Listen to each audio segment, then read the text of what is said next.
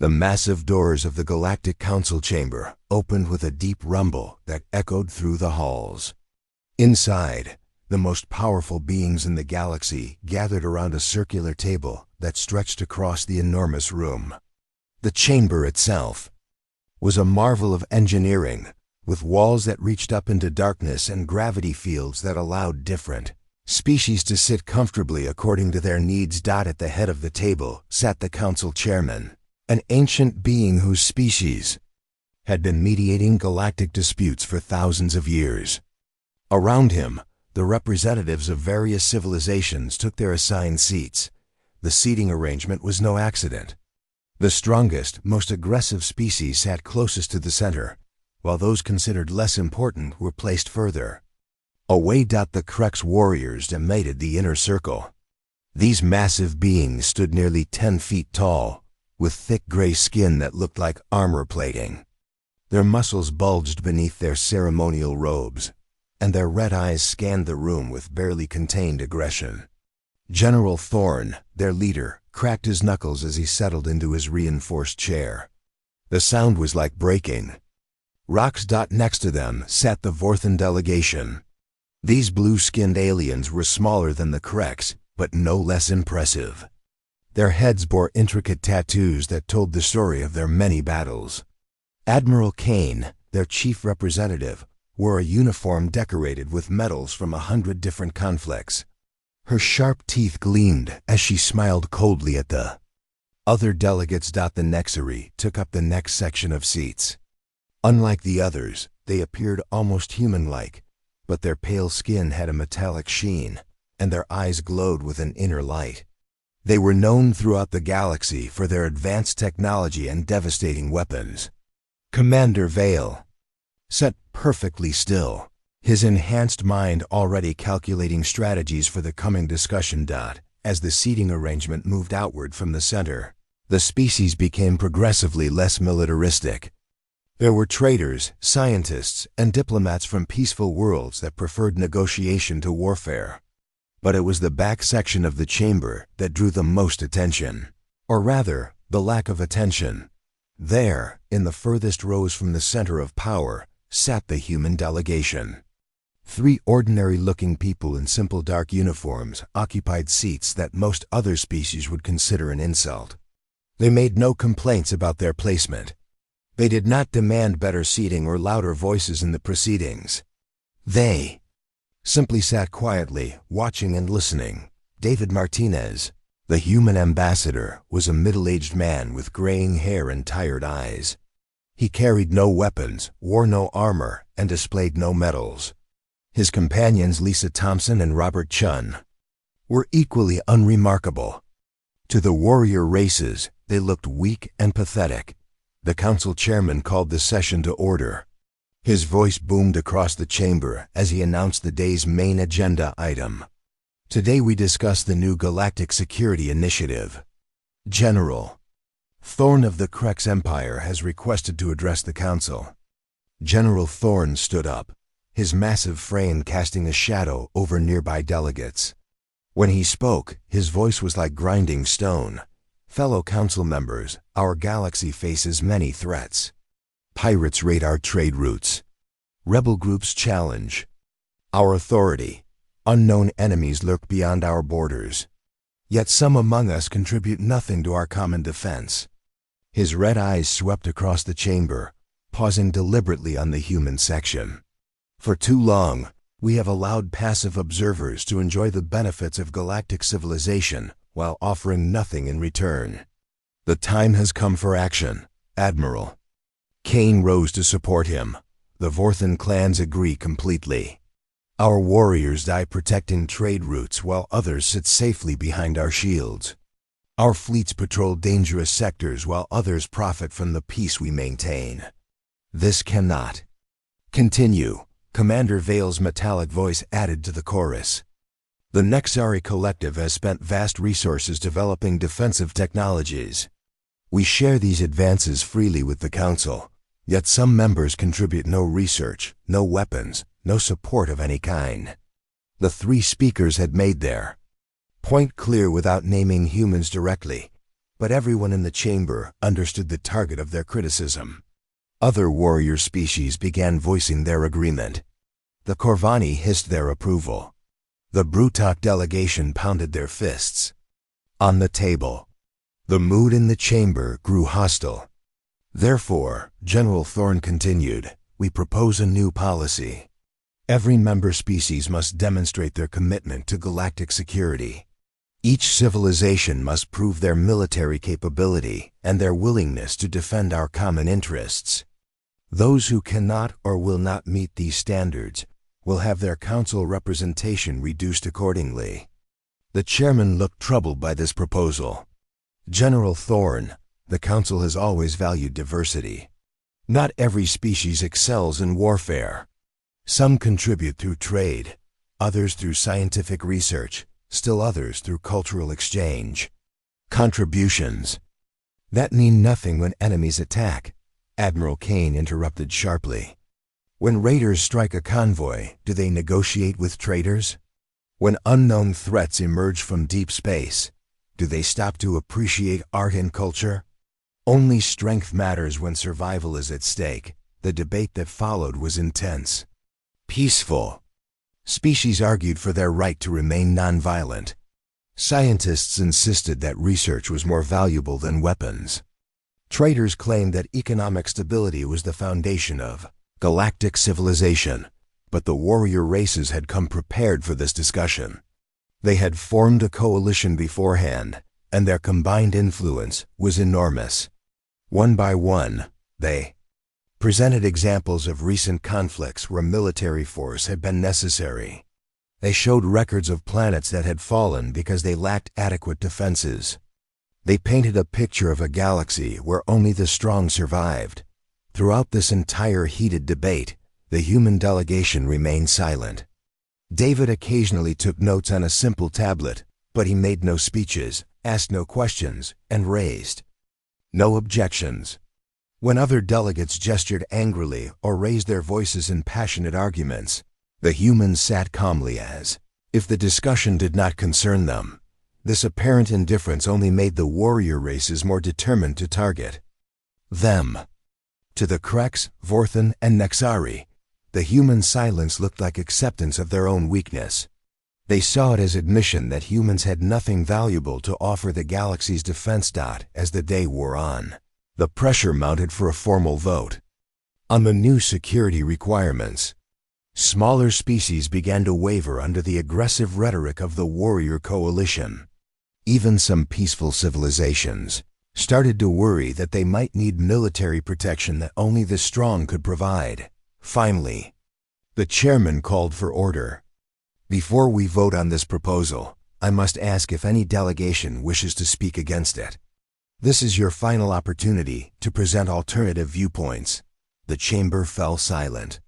Every eye turned toward the various non-military species, waiting to see who would dare challenge the warrior coalition. The peaceful traders looked nervous. The scientific delegations seemed worried. The cultural representatives appeared uncertain. But once again, it was the human section that drew attention through their complete lack of response. David simply nodded slightly when the chairman's gaze reached him, as if accepting whatever decision the council might make. This gesture of apparent submission sealed the matter in the minds of many delegates. If even the humans would not defend themselves, why should others take risks on their behalf? The vote was scheduled for the following day, but the outcome seemed inevitable. The galaxy's toughest had spoken, and everyone else appeared ready to listen. The next morning brought a decision that surprised no one. The Galactic Council voted overwhelmingly to implement the new security policy. Every member species would have 30 days to demonstrate their military capabilities in a series of standardized tests. The results would determine their future representation and privileges within the galactic community. General Thorne stood before the assembled delegates with obvious satisfaction. The testing will take place in the neutral zone sector. 7. Each species will have 1 full day to showcase their defensive and offensive capabilities. The evaluation committee will consist of representatives from the three major military powers. Admiral Kane added the specific requirements. Each delegation must demonstrate individual combat skills, fleet coordination, weapons technology, and strategic thinking. The tests are designed to simulate real battle conditions that any civilization might face. Commander Vale's metallic voice concluded the announcement. The testing begins in 1 week. Species will present in order of their current council ranking, starting with the most senior members. As the delegates filed out of the chamber, conversations buzzed with nervous energy. Some species immediately began planning their demonstrations, while others looked worried about meeting the new standards. The warrior races walked with confident steps, clearly pleased with how events were unfolding. The human delegation gathered their simple belongings, without apparent concern. David spoke quietly to his companions as they prepared to leave. We should start making arrangements for our demonstration. What exactly are we going to show them? Lisa asked, her voice carrying no stress despite the situation. The truth. David replied simply, just not all of it. The testing week arrived with great fanfare. The neutral zone had been transformed into a massive proving ground with observation platforms for the evaluation committee and viewing areas for interested delegates. Advanced sensors recorded every detail of each demonstration for later analysis. Krek's Empire went first, as befitted their senior status in the council. General Thorne personally led their exhibition, bringing 50 of his finest warriors to display their individual combat capabilities. The demonstration began with hand-to-hand fighting that left massive craters in the reinforced testing ground. 2 Krek's warriors faced each other in single combat. Their movements were surprisingly fast for beings of their size, but every blow carried enough force to shatter steel. When one warrior struck a practice target made of advanced alloys, the entire structure crumpled like paper. The audience watched in awe as the fighters continued their battle, neither showing any sign of fatigue or injury despite impacts that would kill most other species. The weapons demonstration was equally impressive. Krek's battle armor could withstand direct hits from energy weapons that would vaporize normal metals. Their handheld weapons fired projectiles that punched through multiple layers of reinforced barriers. When they brought out their heavy artillery, the sheer destructive power made even experienced military observers step back in respect. But the most impressive part was their fleet coordination. 12 massive Krek's warships moved through complex battle formations with perfect precision. Each vessel was the size of a small city, bristling with weapons and protected by energy shields that glowed like miniature suns. When they fired in unison, the combined blast carved a canyon through an asteroid that had been positioned as a target. The evaluation committee was clearly impressed. They took extensive notes and exchanged approving nods as the Kreks completed their demonstration. General Thorne received congratulations from other warrior species delegates who had come to observe. The Vorthan demonstration followed. 2 days later, Admiral Kane brought a different approach that emphasized speed and tactical flexibility over raw power. Her warriors were smaller than the Kreks, but moved with deadly grace that made them equally dangerous in different ways. The individual combat phase showcased Vorthan martial arts that had been refined over centuries of warfare. Their fighters could strike with surgical precision, targeting weak points in enemy armor or exploiting momentary lapses in defense. They fought with curved blades that seemed to cut through the air itself, leaving trails of blue energy that lingered after each strike. Their technology demonstration revealed why the Vorthan were feared throughout the galaxy. They had perfected the art of coordinated warfare, with individual units acting as parts of a larger organism. When 20 Vorthan fighters attacked a fortified position, they moved like a school of fish, each warrior knowing exactly where the others would be without any visible communication. The fleet portion of their test was a masterpiece of synchronized combat. 50 Vorthan ships performed maneuvers that seemed impossible, weaving through each other's paths without collision while maintaining constant fire on multiple targets. Their vessels were smaller than Krek's warships but made up for size with incredible agility and teamwork. Admiral Kane's demonstration concluded with a simulated battle against automated defenders. The Vorthan forces adapted their tactics in real time, responding to changing conditions with fluid grace. They achieved total victory with minimal losses, proving that their coordination was not just for show, but deadly effective in actual combat. Nexari took a completely different approach when their turn came. Commander Vale arrived with only a dozen representatives, but each one was enhanced with technology that bordered on the supernatural. Their demonstration focused on the devastating potential of advanced science applied to warfare. Individual Nexari warriors wore armor that seemed to phase in and out of reality. Energy weapons that would destroy normal targets passed harmlessly through them, while their return fire struck with pinpoint accuracy. They demonstrated weapons that fired beams of pure force, projectiles that existed in multiple dimensions simultaneously, and defensive systems that created pockets of altered space-time. Their technology showcase revealed innovations that other species could barely comprehend. Nexari scientists had learned to manipulate matter at the quantum level, creating weapons that could disintegrate targets by disrupting atomic bonds. They showed shields that deflected attacks by bending space around them, and sensors that could detect threats across multiple parallel dimensions. The fleet demonstration was brief but overwhelming. 3 Nexari vessels appeared in the testing area without any visible arrival method. They simply materialized as if they had always been there. Each ship fired once at designated targets, and the asteroids simply ceased to exist. Not destroyed or vaporized, but removed from reality as if they had never been there at all. Commander Vale concluded his presentation by explaining that what they had seen represented only a small fraction of Nexari capabilities. The implication was clear.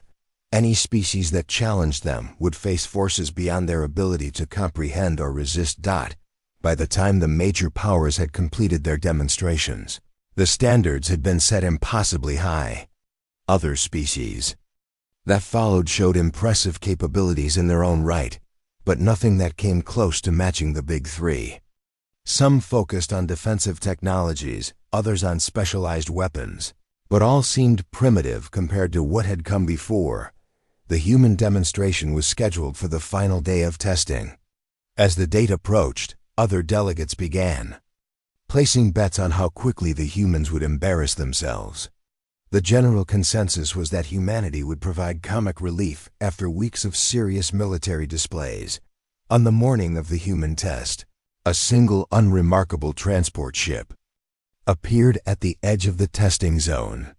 The vessel was standard commercial design, the kind used for moving cargo between peaceful systems.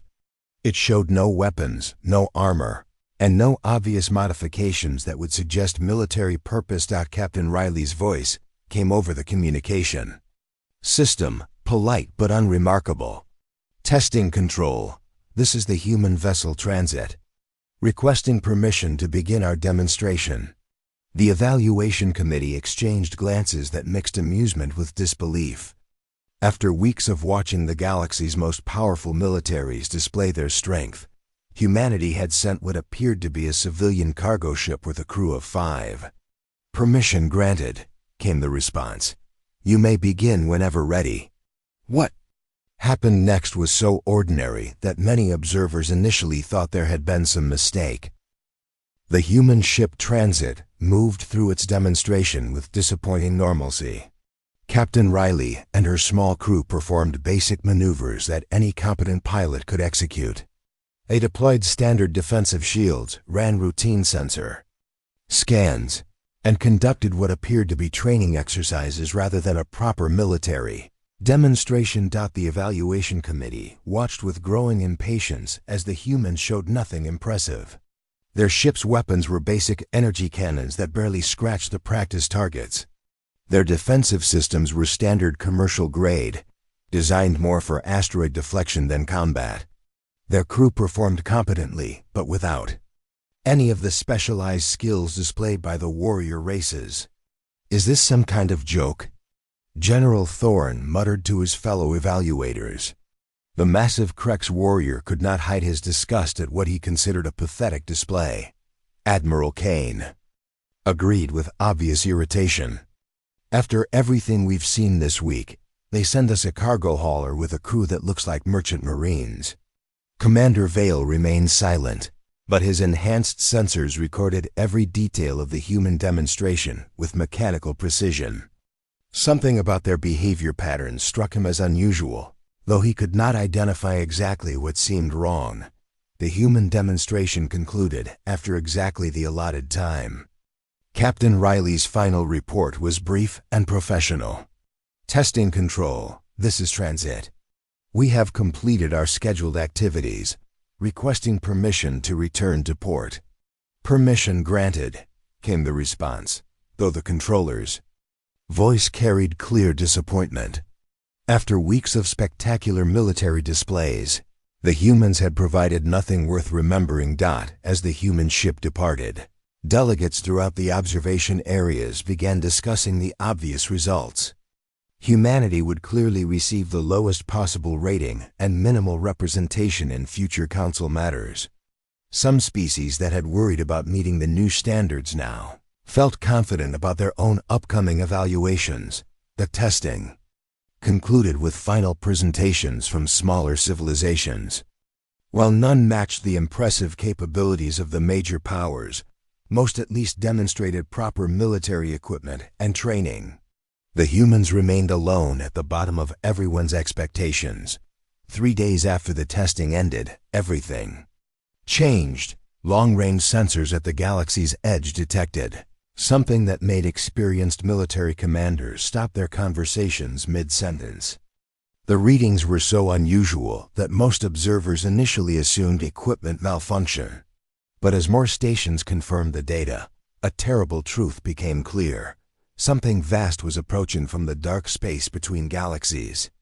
The energy signatures were unlike anything in known databases. The objects moved faster than should be possible and appeared to be growing larger as they traveled. Emergency sessions convened throughout civilized space as governments tried to understand what their sensors were telling them. The objects were not ships in any conventional sense. They seemed to be made of materials that shifted between different states of matter. They generated energy fields that bent space around them and left trails of disrupted reality in their wake. Admiral Kane was among the first to grasp the magnitude of the threat. Her enhanced battle computers analyzed the approaching entities and delivered results that chilled even her warrior's heart. "These things are the size of small moons, but they move like fighters. Their energy output exceeds our most powerful weapons, and they're multiplying as they travel." The Galactic Council called an emergency session as the entities entered the outer systems. Panic spread through the chamber as reports arrived from the frontier worlds. The first contact attempts had ended in disaster. Any ship that approached the entities too closely simply disappeared. Not destroyed, but erased as if it had never existed. General Thorne pounded his fist on the council table with enough force to crack the reinforced surface. "Whatever these things are, they won't stop our combined fleets. The Krex Empire has never been defeated in battle." Commander Vale's analysis painted a different picture. Initial reports suggest these entities adapt to any attack used against them. They appear to learn from each encounter and develop countermeasures in real time. The entities, which came to be called Devourers, reached the first inhabited systems within days of their detection. The results were catastrophic beyond anyone's worst fears. Entire colonies went silent without sending distress calls. Space stations monitoring the frontier simply stopped transmitting. Even automated beacons that had operated for centuries suddenly went dead. The warrior races mobilized immediately. This was exactly the kind of threat their military preparations were designed to handle. Thousands of ships from the strongest civilizations converged on the affected systems, ready to demonstrate why they ruled the galaxy. The Krex Empire sent their most powerful battle fleets. General Thorn personally commanded the assault from his flagship, a massive dreadnought that had never been defeated in combat. His warriors were eager for battle against enemies that promised to be worthy opponents. The first engagement took place in the Kairos system, where 3 Devourer entities had appeared near the outer planets. Thorn's fleet approached in perfect battle formation, weapons charged and shields at maximum power. His warriors were confident that their proven strength would prevail. The battle lasted exactly 47 minutes. The Devourers moved unlike any enemy the Krex had ever faced. They flowed through space like liquid metal, changing shape and size as needed. When the Krex fired their massive cannons, the entities absorbed the energy and grew larger. When warriors attempted boarding actions, their ships were consumed, and their crews simply vanished. Most terrifying of all, the Devourers seemed to learn from every tactic used against them. Weapons that worked initially became useless as the entities adapted. Battle formations that had served the Krex for centuries were turned against them as the Devourers predicted their movements. General Thorn's flagship was among the last to fall. His final transmission was filled with disbelief. They're not fighting us, they're studying us. Every move we make teaches them something new. The Vorthon clans fared no better when they engaged the spreading threat. Admiral Kane led her most elite squadrons in a series of coordinated strikes designed to exploit the Devourers' apparent lack of conventional tactics. Her pilots were the best in the galaxy, capable of maneuvers that defied basic physics. For a brief moment, it seemed the Vorthon approach might succeed. Their speed and coordination allowed them to strike at the entities from multiple angles. Simultaneously, several Devourers appeared to take damage from the precisely timed attacks, but the success was short-lived. The entities adapted to Vorthon tactics with impossible speed. They began moving in perfect coordination, matching the aliens' synchronized movements and turning their own teamwork against them. Vorthon ships found themselves trapped in formations that became death traps as the Devourers anticipated every evasive maneuver. Admiral Kane's last report was grimly professional. They're using our own coordination protocols against us. Every technique we've perfected over centuries of warfare has become a weapon in their hands. The Nexari Collective approached the problem with typical scientific precision.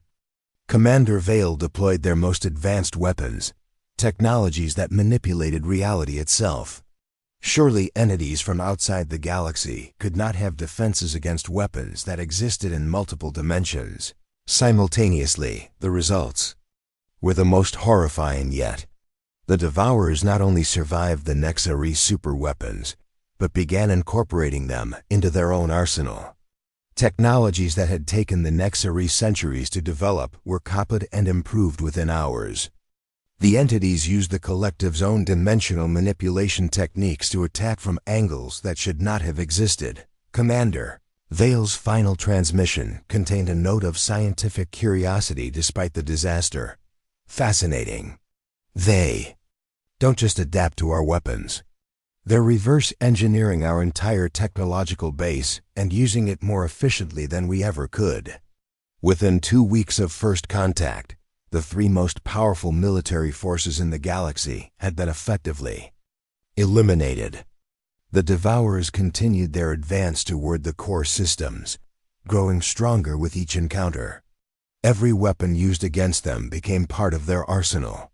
Every tactic employed was analyzed and countered. Panic spread throughout civilized space as the scope of the disaster became clear. These were not enemies that could be fought with conventional warfare.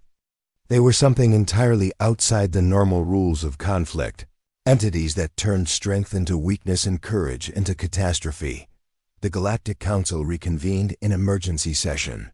But the chamber that had once buzzed with confident military planning now echoed with desperate fear. The warrior races that had dominated the political landscape were gone. their representatives either dead or fleeing toward the galactic core. For the first time in generations, the strongest voices in galactic politics belonged to species that had never considered themselves warriors. And in the back rows, still sitting quietly in their assigned seats, the human delegation observed the proceedings with the same calm attention they had always shown. The emergency council session was unlike any in galactic history. The great chamber that had once showcased the strength of mighty civilizations now resembled a refuge for survivors. Representatives from dozens of species crowded together, faces showing the same expression of helpless terror. The seating arrangement that had once been a symbol of military hierarchy now seemed meaningless. Empty chairs marked where the Krex, Vorthan, and Nexari delegations had once sat with supreme confidence. The remaining delegates huddled in smaller groups, speaking in whispers about evacuation plans and last-ditch defensive strategies. The council chairman called for order, but his ancient voice carried none of its usual authority. Fellow delegates, we face a crisis unlike any in recorded history. Our greatest military powers have fallen to an enemy we do not understand. We must consider all options for survival. The Corvani representative, a snake-like being whose species had always relied on Krex protection, spoke with visible desperation. What options remain? Every weapon we possess has proven useless. Every tactic has been turned against us. These devourers learn faster than we can adapt. The Brutalk delegate, whose people had served as mercenaries for the fallen empires, pounded the table with frustration. Perhaps we should surrender. Maybe these entities will spare those who do not resist. Surrender to what? Asked the Zephyrian ambassador, her crystalline form flickering with stress. They don't communicate. They don't negotiate. They simply consume everything in their path and move on.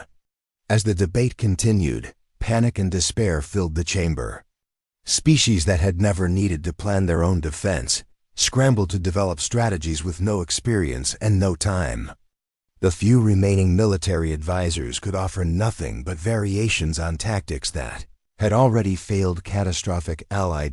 It was during this chaos that something unexpected happened. From the back of the chamber, where the human delegation had always sat in quiet observation, came a calm voice that somehow carried clearly across the room. "If I may," David Martinez said, rising slowly from his seat. The chamber fell silent. Every eye turned toward the human ambassador, most delegates wearing expressions of confusion. After weeks of military disaster, what could the weakest delegation possibly contribute to their survival? David walked forward with steady steps, his simple uniform a stark contrast to the elaborate ceremonial dress of other species. He carried no notes, no technological aids, and showed none of the panic that gripped the rest of the assembly. "Honored Chairman, fellow delegates," he began, his voice carrying a strange quality of certainty that seemed out of place in the desperate atmosphere. "We have been observing these events with great interest. It appears the galaxy requires a different approach to this threat." The Corvani representative hissed with irritation.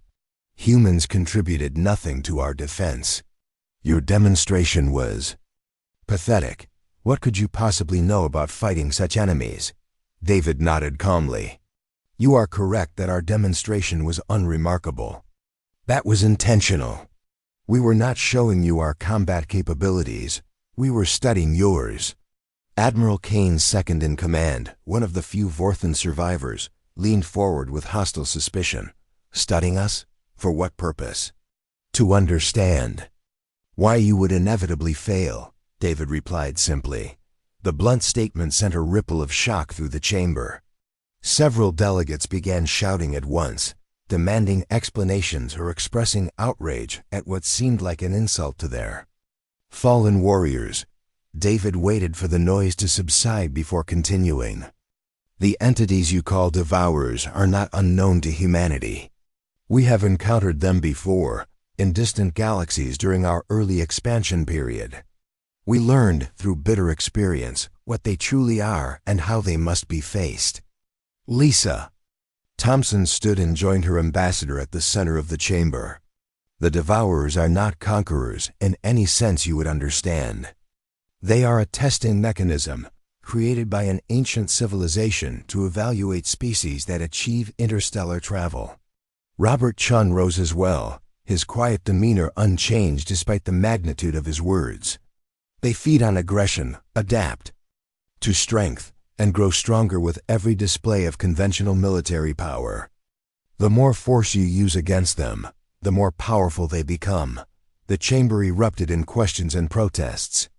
The concept seemed impossible to accept. How could humanity know things that the galaxy's greatest civilizations had never discovered? David raised his hand for silence. When humans first encountered the Devourers 300 years ago, we responded exactly as you did. We sent our strongest fleets, our best weapons, our most skilled warriors. The results were identical to what you have experienced. Then how did you survive? The chairman asked, his ancient voice heavy with desperate hope.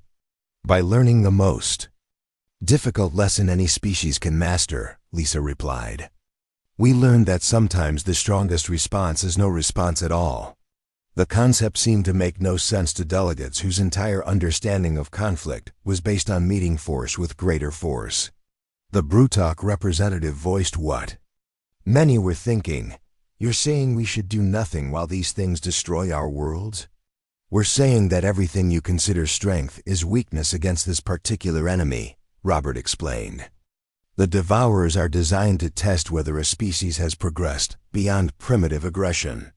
They cannot be defeated by force, because force is exactly what they are meant to counter. David began walking around the chamber as he spoke, his movement somehow drawing attention away from the panic and toward his words. During our 3 centuries of expansion, humanity learned to recognize the signs of Devourer presence. We developed protocols for dealing with them that do not rely on traditional warfare. What protocols? Demanded the Zephyrian ambassador. How do you fight an enemy that learns from every attack? You don't fight them, David replied. You make them irrelevant. The statement hung in the air like a puzzle that no one could solve. The entire concept of making an enemy irrelevant rather than defeating them was foreign to civilizations that had always resolved conflicts through superior firepower. Lisa stepped forward to provide more details. The Devourers function as a test. They continue their assault until a species either destroys itself trying to fight them, or demonstrates that it has evolved beyond the need for violent solutions. But they're destroying our worlds, protested the Corvani representative. How is that irrelevant? Because they're not actually destroying anything, Robert said calmly. They're creating an illusion of destruction to provoke an aggressive response.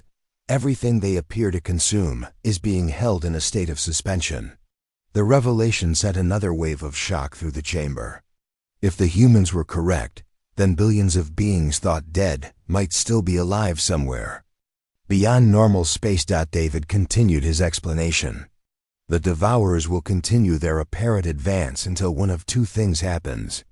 Either they complete their evaluation and determine that this galaxy's species are too primitive for survival, or someone demonstrates the wisdom to pass their test. And how exactly does one pass this test? The chairman asked. For the first time since the crisis began, David Martinez smiled. By showing them that you understand what true strength really means. The chamber fell silent as delegates tried to process this information. Everything they thought they knew about the crisis had suddenly shifted. The enemy might not be an enemy at all, but a judge evaluating their worthiness to exist. But the most shocking realization was still to come. As the implications sank in, species throughout the chamber began to understand why the humans had sat quietly in the back for so long, watching and waiting. They had not been weak.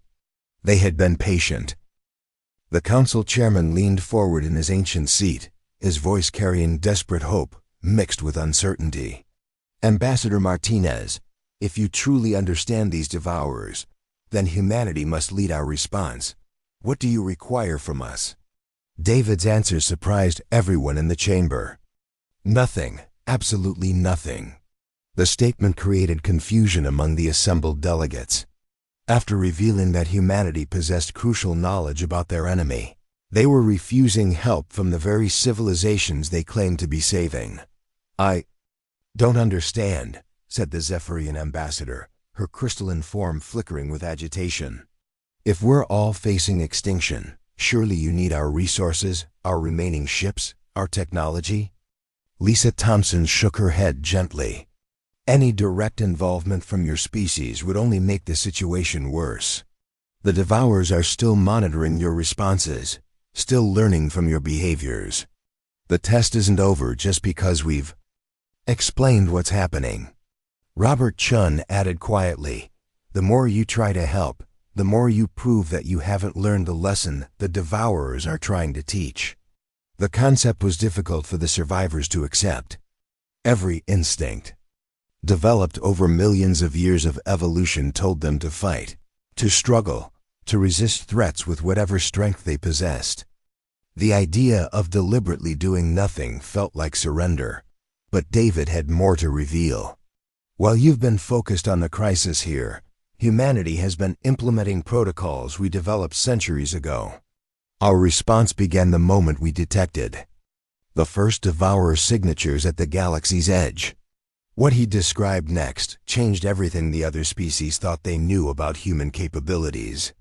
Far from being the weak, passive civilization everyone believed them to be, humanity had been operating the most sophisticated intelligence network in galactic history. "Our transport ships, the ones you dismissed as civilian cargo haulers, have been positioned throughout the galaxy for decades," David explained. "Every human trader, every human diplomat, every human researcher has been part of a monitoring system that tracks threats you've never even noticed." The delegates listened in growing amazement as the true scope of human preparation became clear. What other species had seen as ordinary commercial activity had actually been the deployment of the most extensive early warning system ever created. Captain Riley's voice came through the chamber's communication system, calm and professional. "As always, Council Control, this is Transit. Human fleet elements are now in position. Requesting permission to begin final phase operations." "Permission granted, Captain," David replied. "Execute Protocol 7.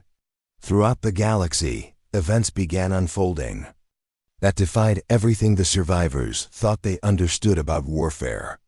Human ships that had been dismissed as insignificant cargo haulers suddenly revealed their true nature. Hidden weapons systems activated, but not the kind of weapons anyone expected. Instead of firing destructive energy or launching explosive missiles, the human vessels began broadcasting. Complex mathematical equations filled subspace channels. Philosophical discussions about the nature of consciousness echoed across star systems. Historical records of humanity's evolution from violent primitives to peaceful explorers spread through communication networks that the Devourers, which had been advancing steadily toward the galactic core, began to slow their approach. Their behavior patterns shifted as they encountered something completely different from the military responses they had been designed to evaluate. Captain Riley's ship demonstrated the new tactics as other delegates watched through remote sensors. Instead of engaging the Devourers in combat, Transit approached them peacefully. When energy tendrils reached out to scan the human vessel, Riley's crew offered no resistance, but something unexpected happened. The Devourers' scanning beams, which had previously drained energy and information from every ship they touched, began to behave differently. Instead of consuming data, they started receiving it. "We're feeding them our history," Captain Riley explained over the communication link. "Every human mistake, every lesson we learned through centuries of conflict, every step in our evolution from warriors to peacemakers." The process was unlike anything in recorded military history. Instead of fighting the Devourers' attempts to learn from them, humans were actively teaching them. They shared records of ancient wars that had taught them the futility of violence. They transmitted philosophical works that had guided their transition from aggression to cooperation. Most importantly, they offered proof that a species could choose to change. The Devourers had been created to test whether civilizations could evolve beyond their violent origins. Humanity was demonstrating that such evolution was not only possible, but beneficial. The effect on the Devourers was immediate and dramatic. The entities that had seemed unstoppable began to change their behavior. Instead of consuming everything in their path, they started to withdraw from inhabited systems. Their energy signatures shifted from aggressive scanning to what appeared to be contemplative analysis. Throughout the galaxy, impossible things began to happen. Worlds that had been consumed by the Devourers started to reappear in normal space. Space stations that had vanished were restored to their original positions. Even the crews of destroyed warships found themselves alive and unharmed, though with no memory of what had happened during their apparent deaths. General Thorne materialized on the bridge of his flagship, looking around in confusion at subordinates who should have been dead. Admiral Kane found herself back in command of fleets that had been obliterated. Commander Vale's enhanced sensors registered readings that his logical mind insisted were impossible. The Devourer's test was ending, but not through military victory. It was ending through humanity's demonstration that intelligent species could choose wisdom over strength, patience over aggression, understanding over domination. As the crisis resolved, delegates throughout the galaxy began to understand what they had witnessed. Humanity had not saved them through superior firepower or advanced technology. They had saved them by proving that salvation was possible. The human ships began withdrawing from their positions, their mission complete. Captain Riley's final transmission carried a note of quiet satisfaction. Council Control, this is transit.